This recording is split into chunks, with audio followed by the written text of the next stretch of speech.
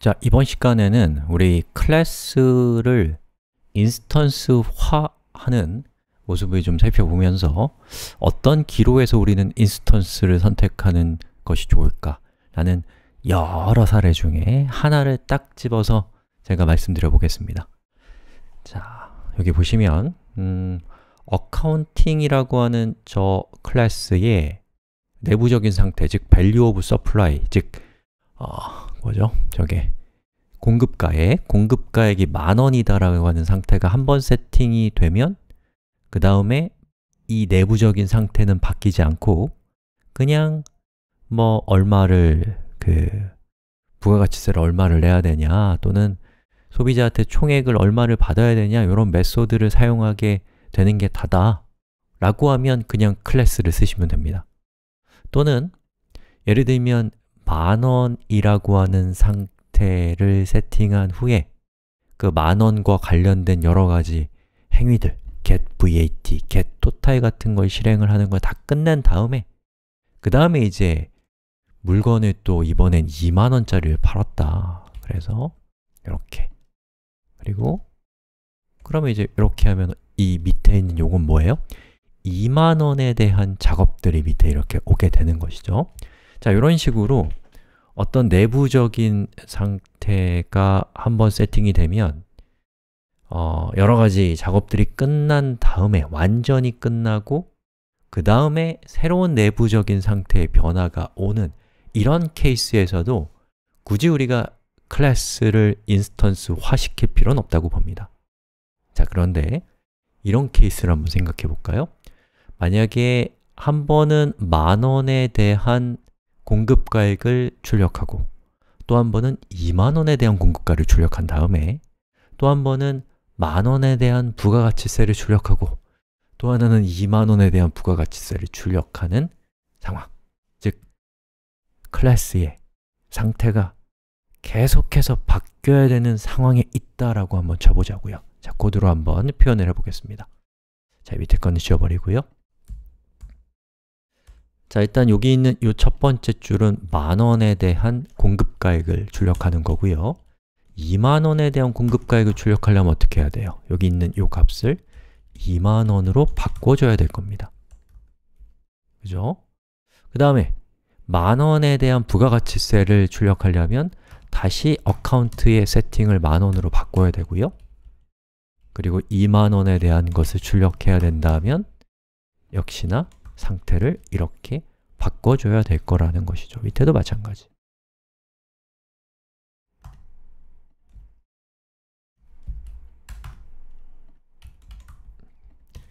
자, 우리가 상태를 이렇게 두 개의 상태만 가지고 있다고 하면 좀 덜한데 만약에 이 상태를 막 수백 번, 수천 번을 막 거의 동시에 바꿔야 되고 그리고 어떤 하나의 클래스의 상태가 이렇게 value of supply라는 단 하나의 상태가 아니라 수십 개, 수백 개의 내부적인 상태로 이루어져 있고 걔를 계속해서 바꿔야 된다면 굉장히 높은 확률로 버그가 발생할 가능성이 높습니다.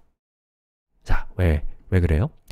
지금 우리가 왜 이런 상황에 빠졌나요? 우리는 accounting이라고 하는 단 하나의 클래스를 여러 상태가 그 하나의 클래스를 돌려서 사용하고 있기 때문에 그렇습니다. 자, 이러한 케이스에 우리를 구원해주는 도구 인스턴스입니다. 즉, 우리는 accounting이라는 클래스를 복제한 별도의 인스턴스를 만들어서 그 인스턴스마다 고유한 상태를 주게 되면 독립된 인스턴스를 제어할 수 있게 되는 것이죠. 자, 인스턴스화 시켜 봅시다. 자, 밑에 있는 코드는 이렇게 주석 처리를 했고요. 제가 하고 싶은 것은 accounting이라고 하는 클래스 A1이라고 하는 인스턴스 변수죠.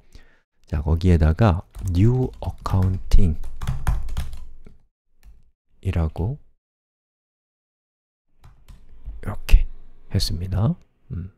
자, 그렇게 되면 이제 A1이라는 인스턴스가 만들어질 것이고 저는 A1에 뭘 해요?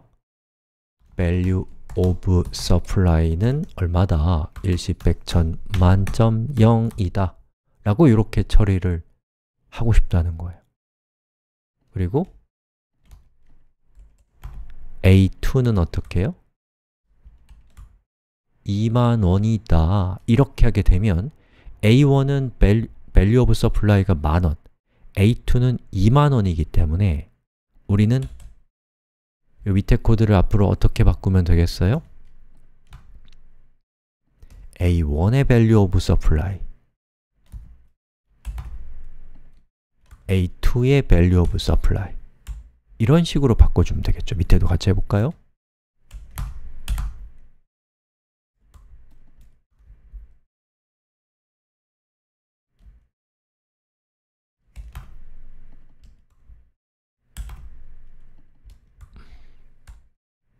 자, 이렇게 동작하게 하려면 우리가 이 클래스를 어떻게 바꾸면 되나요?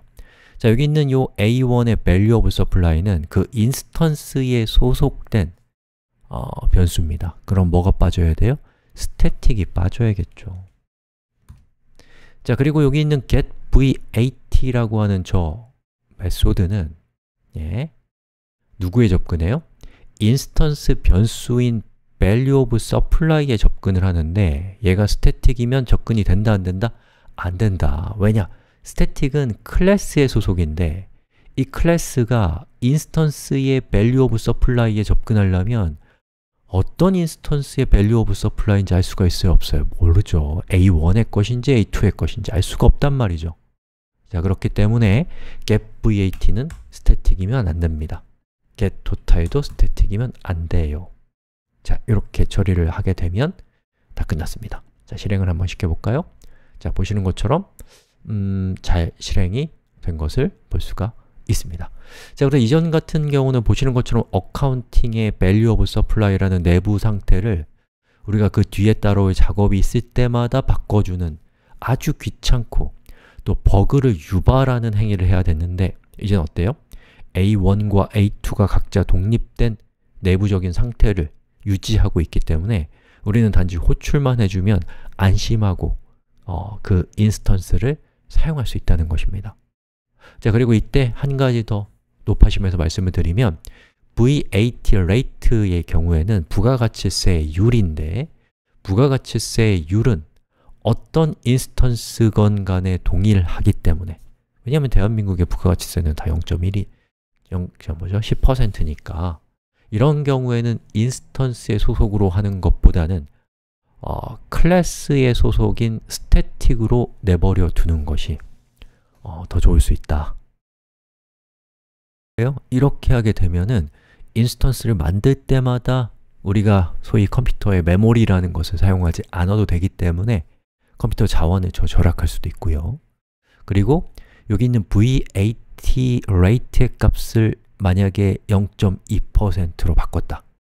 VAT rate의 값만 바꿔주면 얘를 사용하고 있는 모든 인스턴스에서 한 번에 바뀌는 아주 편리한 유지보수의 편의성을 가질 수 있다라는 것도 스태틱, 즉 클래스 소속 메소드, 변수를 우리가 사용하는 이유라고 할 수 있겠습니다. 자, 이 밑에 있는 비기 싫은 코드는 다 지워버리도록 하겠습니다. 자, 이렇게 해서 우리가 클래스화를 했다가 그리고 그것을 인스턴스화를 하는 것까지 했는데요. 만약에 여러분이 이 인스턴스가 생성될 때 그 인스턴스가 내부적으로 꼭 가져야 될 값, 즉 value of supply 값을 생성자 레벨에서 강제하고 싶다면 어떻게 하면 돼요? 자, 여기서 이 클래스와 이름이 똑같은 accounting 메소드를 구현해 주시면 됩니다. 자, 그때에 우리는 저 메소드, 우리는 저 생성자가 호출될 때 인자를 매개 변수로 전달하고 싶기 때문에 요거는 이제 어떻게 해요? value of supply 라고 하고요. 그리고 this.value of supply는 누구예요? 얘죠. 자, 그리고 this가 없는 value of supply는 누구예요? 이 매개 변수인 거죠. 자, 이렇게 처리를 하게 되면은 우리가 이제 왜 그런가 했더니 더블이 빠졌네요. 자, 그렇게 되면은 요 인스턴스가 생성될 때 저 만원이라고 하는 인자가 전달이 되면서 이 인스턴스의 변수인 value of supply의 값이 세팅이 된다 라는 것이죠.